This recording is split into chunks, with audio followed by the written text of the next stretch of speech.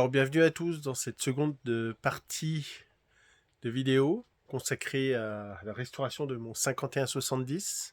Si vous n'avez pas vu la première partie, je vous invite à la regarder avant de suivre celle-ci. Donc, maintenant que j'ai nettoyé à l'alcool l'ensemble des cartes, je vais maintenant les contrôler et puis recaper ce qu'il y a à recaper, c'est-à-dire changer les condensateurs, parce qu'il faut savoir que les condensateurs, ce sont les composants électroniques qui vieillissent le moins bien, comme je l'ai déjà dit dans la dernière vidéo. Et ces composants qui sèchent avec le temps, surtout les composants chimiques, les composants, voilà, comme les électrolytes, vous savez, les petits condensateurs, les condensateurs de ce genre. Donc c'est des condensateurs tubulaires là. Et puis même les tantales, les condensateurs en forme de goutte. Donc là, ce qu'on va faire, ce que je vais faire, c'est contrôler déjà sur les cartes et voir s'il n'y en a pas déjà qui sont cramés. Et puis voir s'il y a besoin de les changer.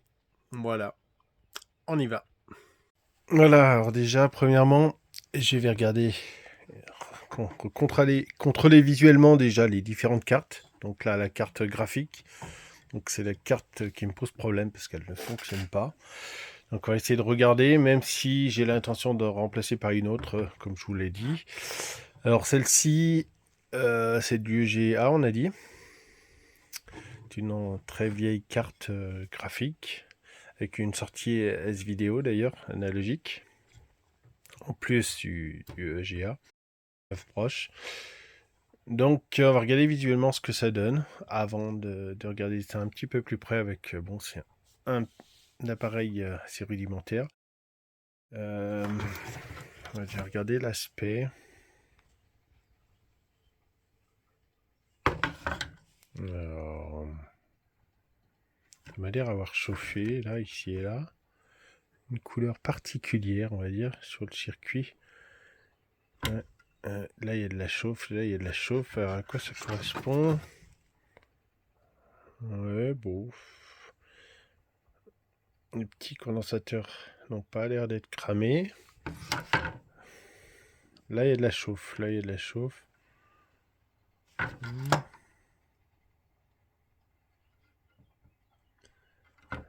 Alors, on va mettre à la lumière. Oh là, je regarde là, il y a de la chauffe là. Là. Ça correspond à quoi? Un condensateur qui est cramé. Là, c'est très clair. Alors. On voit très bien que c'est cramé. Donc on va regarder un peu plus en précision les autres. Donc il y en a déjà un, c'est sûr. Est-ce que celui-ci ne serait pas aussi?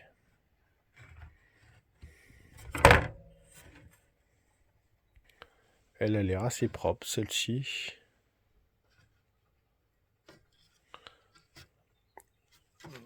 On regarde un petit peu ce qu'il y a.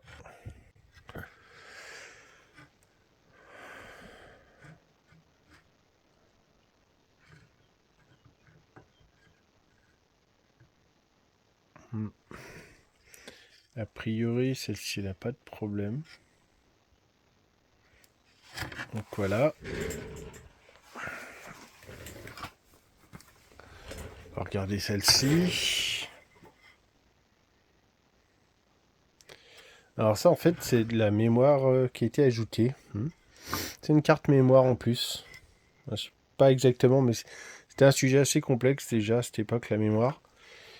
Puisqu'il y avait une histoire de mémoire paginée, et depuis d'ailleurs ce PCAT, on pouvait étendre cette mémoire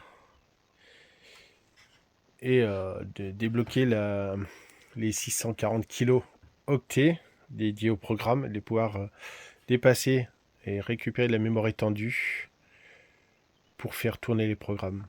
Donc ça peut être aussi l'objet d'un autre sujet. Voilà, donc là, cette carte, il n'y a pas de trace de brûlé, apparemment. Ça a l'air d'être... Oh, il y a c'est du chaud, ça c'est quoi? Non, c'est juste une tache. Il n'y a pas l'air d'avoir... il n'y a pas l'air d'avoir de composants. Ah, tout ça, c'est des petits condensateurs. Ils sont susceptibles de claquer. Ce qu'ils peuvent sécher, toutes ces petites tantales gouttes là.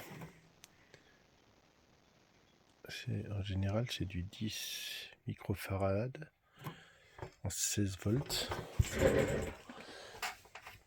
Et la carte contrôleur. Alors, la carte contrôleur, j'avais déjà recap, j'avais déjà mis changé des condensateurs principaux. Là, j'ai mis des 22 microfarad en 16 volts. Donc, la carte contrôleur, elle doit être déjà recap. Elle devrait être fonctionnelle, théoriquement. De toute façon, s'il y a un condensateur qui a claqué, on le saura au montage. Ça, c'est une certitude. On a un chimique ici. Tac. Voilà. Donc, elle m'a l'air pas trop mal. Ensuite, la carte mère. Alors, la carte mère, il y a beaucoup aussi de petits condensateurs, mais ils ont l'air sains. Ça ne veut pas dire forcément qu'ils sont bons, hein. Ils peuvent claquer au moment de la mise sous tension, simplement parce qu'ils sont d'apparence sains, mais à l'intérieur ils sont secs. Et ça, il se peut qu'ils lâchent au départ. Et là on a des petits condensateurs, c'est des condensateurs, ils ont 3 pattes. C'est des condensateurs, en fait c'est des détrompeurs. Le plus est au centre, parce qu'ils sont polarisés, des condensateurs polarisés. Le plus est au centre, et le moins est sur les côtés. Mais les deux moins sont reliés ensemble normalement. Donc qui peuvent être changés par des condensateurs plus classiques en branchant simplement 2 pattes. Alors il est possible a priori de remplacer des condensateurs polarisés par des non polarisés. Apparemment ça se fait.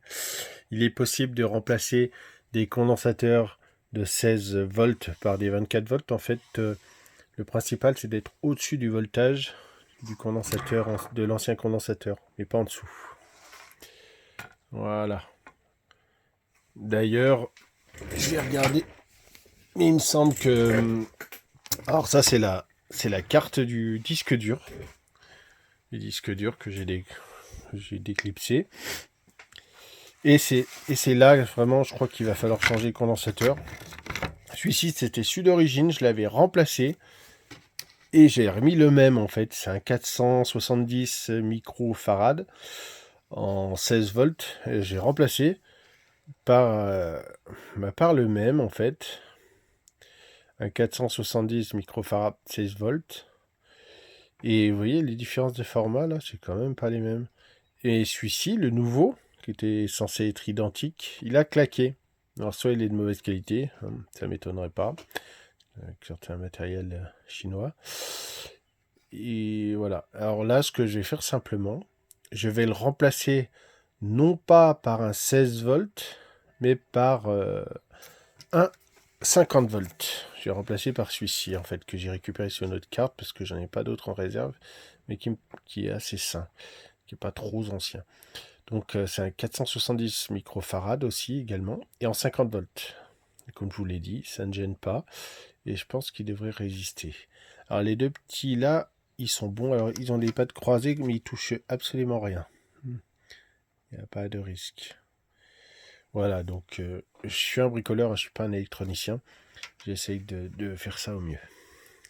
Alors on va essayer, parce que le disque dur, en fait, ce qui se passe, c'est qu'il démarre et s'arrête.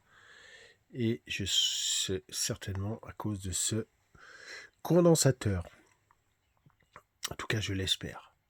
Voilà, donc ça, c'est pas un condensateur, a priori, c'est un autre composant. On voit des diodes. Il y avait déjà des genres de CMS à l'époque, mais des gros CMS. C'était les premiers CMS.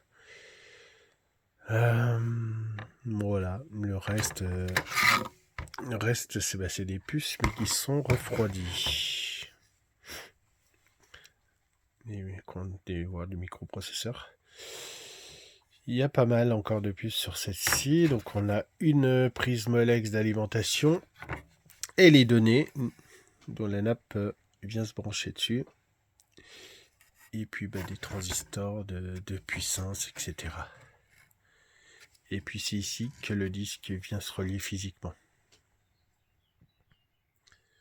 Alors on va essayer de... Je vais recap ça déjà. Et après on va continuer notre petit contrôle.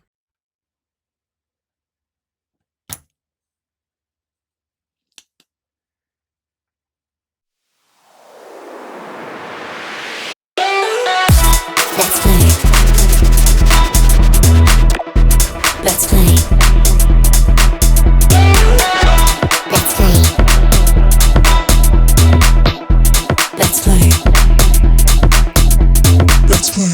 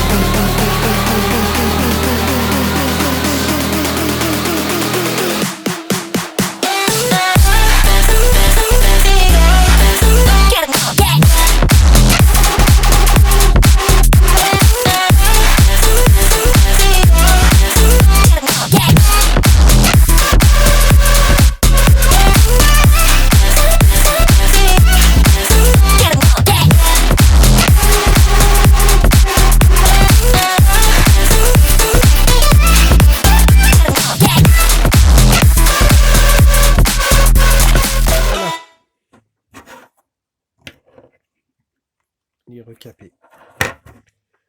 Les deux sont recapés. Maintenant, on va essayer de les remettre en route. On va commencer le remontage, je crois. Je vais quand même regarder la carte.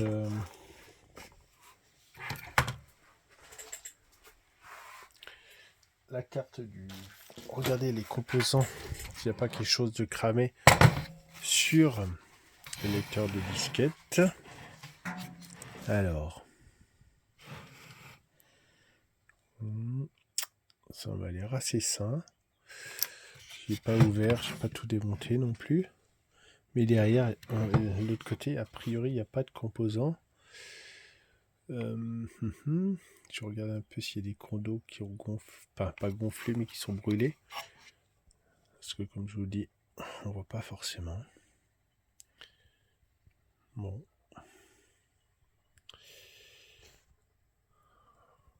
Non, ça a l'air d'être pas mal. Voilà. Alors j'ai dégrippé un petit peu le tambour, les accessoires mobiles. Maintenant, je vais huiler un peu.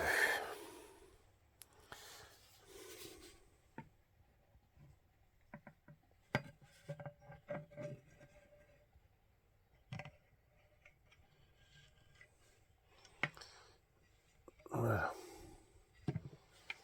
Les parties mobiles. Voilà. Un petit peu là aussi. Voilà pour le disque dur. Ça va l'air pas mal.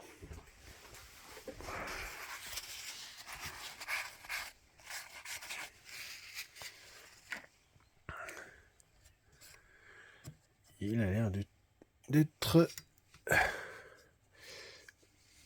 bien coulisse. Il a l'air de tourner correctement, pas grippé. Voilà, donc je vais remettre ça. Remettre la nappe. Alors on a graissé, on a tout préparé. Alors la zone de contact, le petit raccord il se fait où? Ah oui, il se fait là, il se fait là-dessus. Ok. Bon bah allez, je remonte tout. Mon condensateur, il est en place. Les condensateurs sont bons. Je pense qu'a priori, il n'y a pas d'autres condensateurs à changer. Les autres composants, ils doivent tenir la route. Donc pour mon disque dur, sauf problème, il devrait fonctionner. Donc voilà.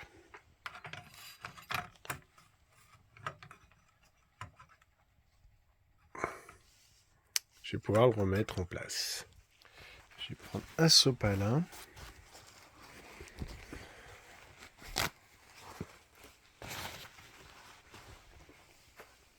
Mon spray à tout faire.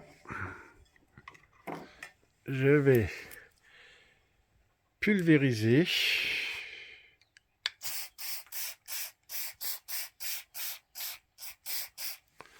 Voilà.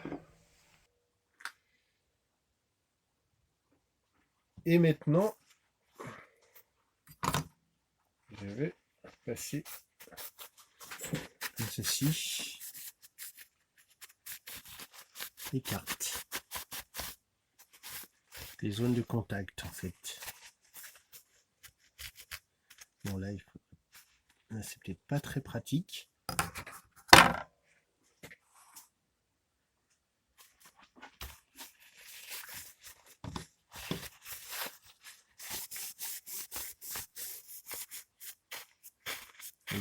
En essayant de ne pas laisser de papier dessus.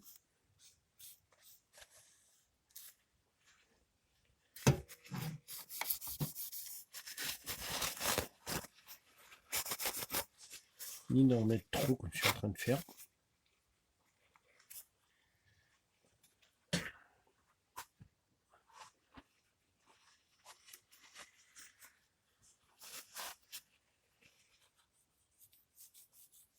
Juste un peu comme ça, pas que ça s'oxyde.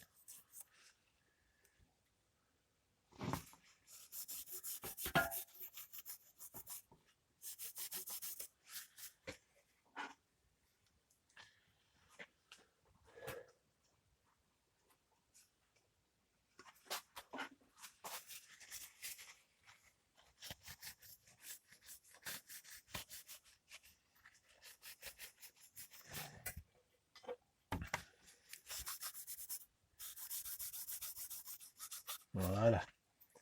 Après, on va en mettre un petit peu là-dedans, mais d'abord, je finis mes cartes.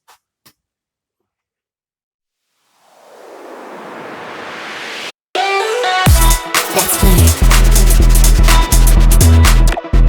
Let's play. Let's play.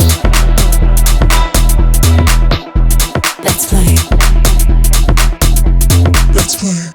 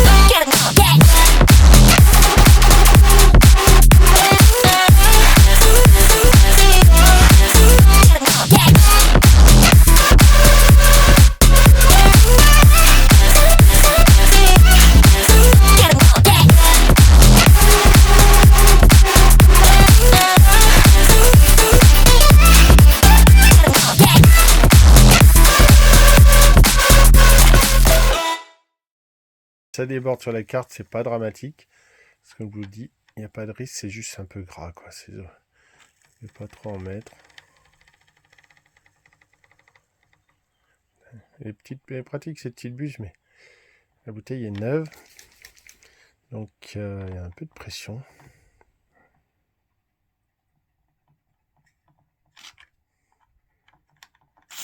Oups, il n'y a plus trop. J'ai secoué aussi la bouteille. Donc ça fait la différence. J'en mets un peu partout. Il va falloir que je nettoie un petit peu.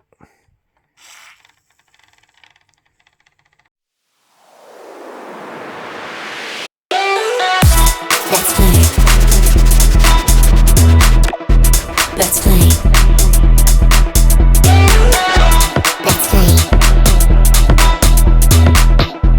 Let's play. On va mettre un peu sur le closing du clavier. Le clavier que d'ailleurs j'ai mis une grosse bêtise lors de mon dernier déménagement. Et ben j'ai eu la mauvaise idée de le jeter à la poubelle, ce clavier DIN. Et un clavier DIN de cette époque, et ben ça vaut son pesant d'or. Pas tout à fait, mais ça vaut quand même très cher. Maintenant que j'en ai mis partout, je vais nettoyer un peu.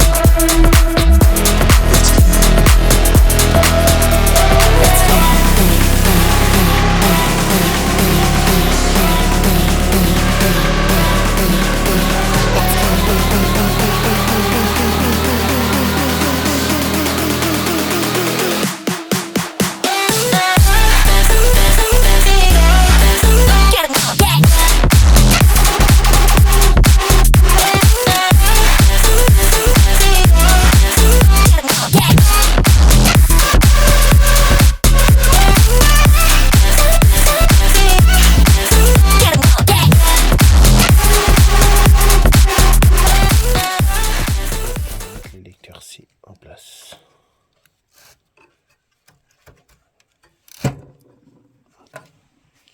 Voilà, un lecteur A branché là, lecteur C qui est branché là, et avec le fil rouge en haut. Donc là on serait pas mal. Maintenant on va brancher. C'est pas terrible comme câble manager. Maintenant on va brancher la lime. Alors la lime, on va reprendre celle-ci en attendant. Parce que l'autre lime, elle est HS, comme je vous ai dit. Je l'ai quand même nettoyée. Mais il faudra refaire les condensateurs. Parce que quand on regarde les condensateurs... Alors, où c'est que je l'ai mise? Elle est là. Quand je regarde les condensateurs...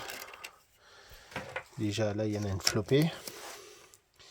Ceux-ci ne doivent pas être trop difficiles à trouver. Les 4 là. Il y en a derrière. Quelques-uns de différentes tailles. Mais surtout, il y a des monstres là. Et alors, ceux-ci, faut pouvoir les retrouver. Alors, ils se retrouvent certainement. Hein. Mais de plus, il y a d'autres composants. Je ne sais pas si les bobines sont encore bonnes ou pas. Mais bon, ça peut être intéressant d'arriver à le remettre en service pour rebrancher cette jolie alimentation d'origine.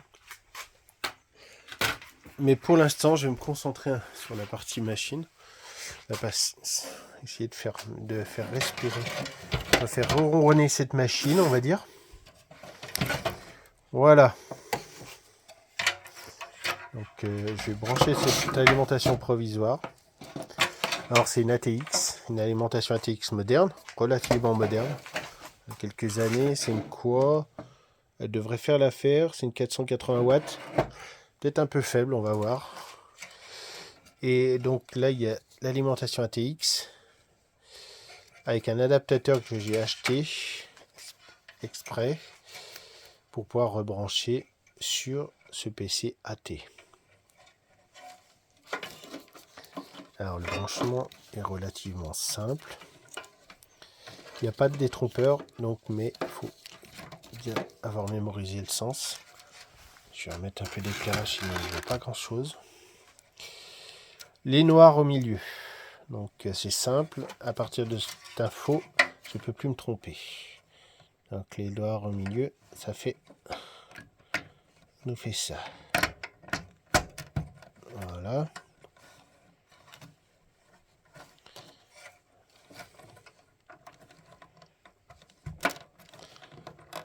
Si vous avez un doute, avant, je vous le dis, prenez des photos et vous vérifiez sur les photos. Parce que ce serait dommage de griller bêtement la carte mère. Parce qu'à l'époque, il n'y avait pas forcément des sécurités à ce niveau-là. Puis même encore maintenant, je pense qu'on peut facilement encore griller du matériel. Voilà, 0,0. Alors, il ne se passe rien parce qu'apparemment, l'alimentation n'a pas assez de puissance. Donc, je vais essayer avec une alimentation plus puissante. Bon, voilà, je vais faire un dernier essai. Là, j'ai modifié un peu la position des cartes. J'ai fait plusieurs essais, mais apparemment, j'ai un problème avec la carte contrôleur. A priori, la carte mère a l'air de fonctionner. Suivant les combinaisons, j'arrive à avoir des bips. Mais apparemment, la carte contrôleur, ben voilà, elle a un problème. Donc, ben, il va falloir que je change cette carte contrôleur. Alors, je refais un petit essai.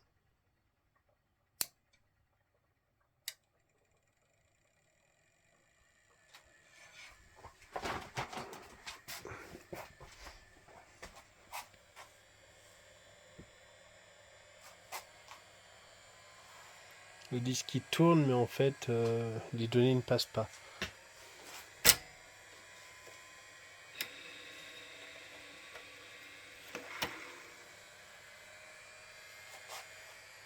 J'ai essayé plusieurs combinaisons.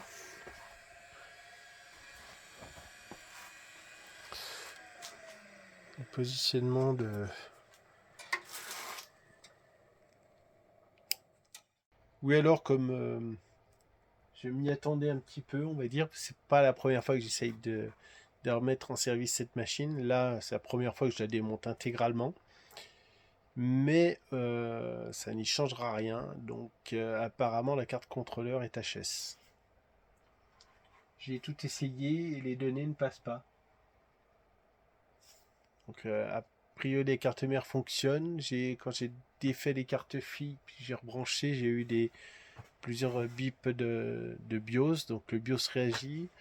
Le processeur chauffe. L'ensemble a l'air de fonctionner.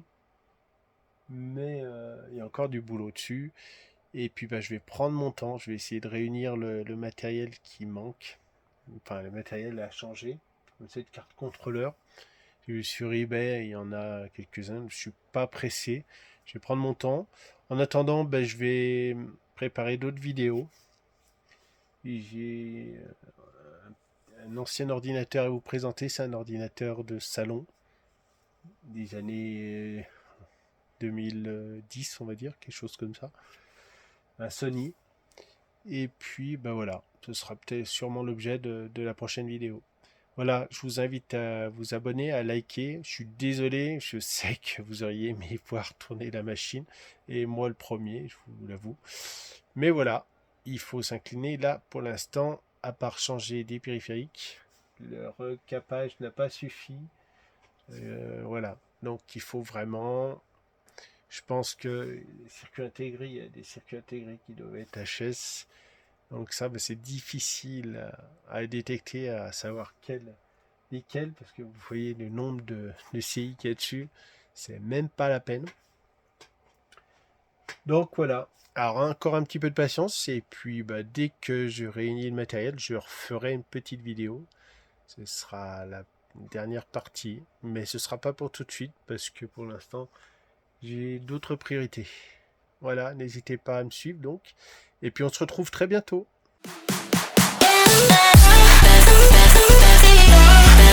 Get 'em up, yeah.